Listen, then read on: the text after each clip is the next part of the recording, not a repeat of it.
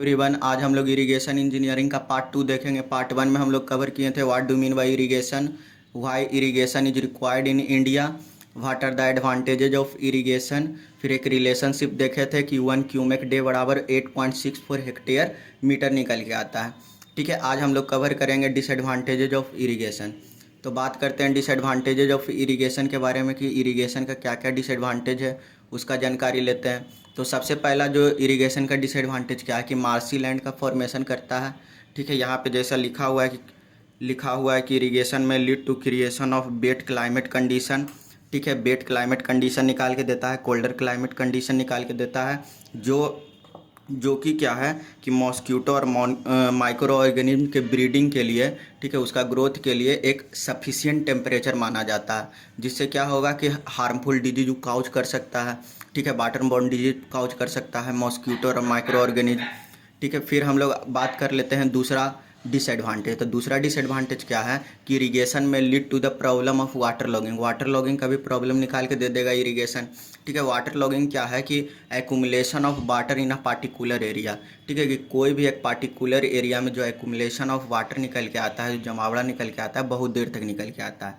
अब हम लोग बात करते हैं कि जो इंडियन सॉइल्स होता है, जो इंडियन सॉइल होता है उसमें नाइट्रोजन का डिफिशियंसी होता है। डिफिशियंसी मतलब होता है कमी।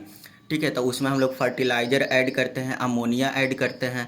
ठीक है, जो क्या करता है कि नाइट्रोजिनस डिमांड बढ़ा देता है सॉइल में। ठीक है, फर्टिलाइज़र का अमाउंट अगर हम लोग डाल रहे हैं तो क्या करेगा, जो उसमें केमिकल्स होगा, जो इसमें नाइट्रोजन होगा, वो कहाँ तक पहुँच जाता है, वाटर टेबल तक पहुँच जाता है। जो क्या हार्मफुल कर सकता है काउज, वो क्या कर सकता है कि डोमेस्टिक वाटर सप्लाई में भी जाके मिल जाएगा अगर वाटर टेबल तक रीच किया। ठीक है, जिससे क्या हो सकता है, बहुत सारा हार्मफुल डिजीज हो सकता है। ऐसे हम लोग अगर नाइट्रेट का बात करें या नाइट्राइट का बात करें, जैसे नाइट्रोजन का भी बहुत तरह का प्रकार होता है, फॉर्म्स ऑफ नाइट्रोजन। ठीक है, हम लोग इन्वायरमेंटल इंजीनियरिंग में देखेंगे कि कौन कौन सा फॉर्म्स है नाइट्रोजन का। ठीक है, तो एक फॉर्म इसका निकल के आता है आपका नाइट्रेट। ठीक है, नाइट्रेट अगर पानी में 45 ppm से ज़्यादा होता है तो एक डिजीज काउज होता है, ब्लू बेबी डिजीज।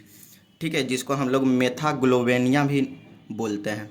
ठीक है, और उसका एक और नाम क्या है, ब्लू बेबी डिजीज। ठीक है, अगर नाइट्रेट का अमाउंट 45 ppm से ज़्यादा निकल के आता है, इसका कॉन्सेंट्रेशन, तो एक डिजीज होता है जिसको हम लोग बोलते हैं ब्लू बेबी डिजीज। तो हम लोग डिसएडवांटेजेज ऑफ इरिगेशन देख लिए कि क्या क्या इरिगेशन का डिसएडवांटेजेज है। सबसे पहले तो क्या करेगा, कोल्डर क्लाइमेट का फॉर्मेशन करेगा, जिससे मॉस्क्यूटो और माइक्रो ऑर्गेनिज्म को एक सफिशिएंट टेम्परेचर मिलेगा ग्रोथ करने के लिए।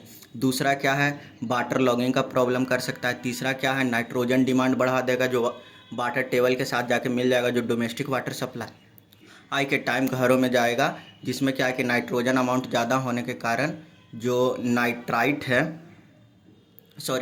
नहीं, जो नाइट्रेट है, उसका कॉन्सेंट्रेशन अगर 45 ppm से ज़्यादा निकल के आता है तो ब्लू बेबी डिजीज होने का खतरा रहेगा।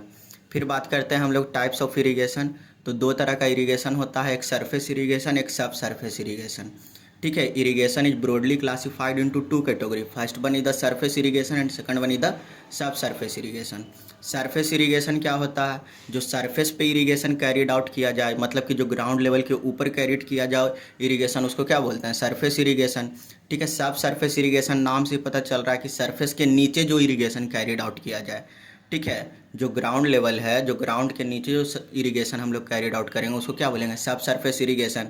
ठीक है, the irrigation which are carried above the surface of the earth that is termed as surface irrigation, and the irrigation which is carried below the surface of the earth that is termed by subsurface irrigation. तो surface irrigation is also broadly classified into two category. First one is the lift irrigation and second one is the flow irrigation. जो surface irrigation है उसको भी हम लोग दो category में divide करके देते हैं।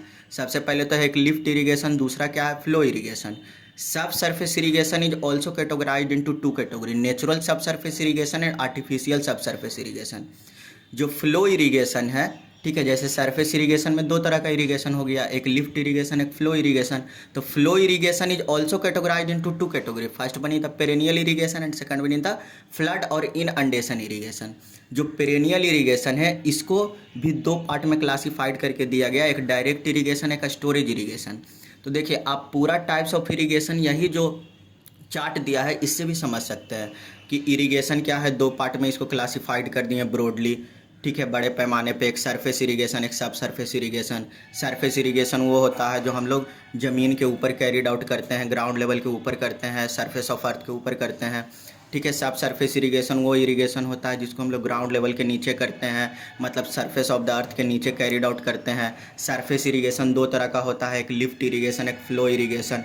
Flow irrigation is also categorised into two category. First one is the perennial irrigation and second one is the flood irrigation. Flood irrigation को ही हम लोग इनअंडेशन इरिगेशन बोलते हैं। पेरेनियल इरिगेशन को भी दो पार्ट में क्लासिफाइड करके हम लोग दे दिए, एक को बोलते हैं डायरेक्ट इरिगेशन, दूसरा को बोलते हैं स्टोरेज इरिगेशन। तो ये सरफेस इरिगेशन का पूरा क्लासिफिकेशन हो गया। दूसरा बात की है सब सरफेस इरिगेशन का, कि सब सरफेस इरिगेशन का दो मेजर क्लासिफिकेशन है, नेचुरल सब सरफेस इरिगेशन और आर्टिफिशियल सब सरफेस इरिगेशन। ठीक है, थैंक यू एवरीवन।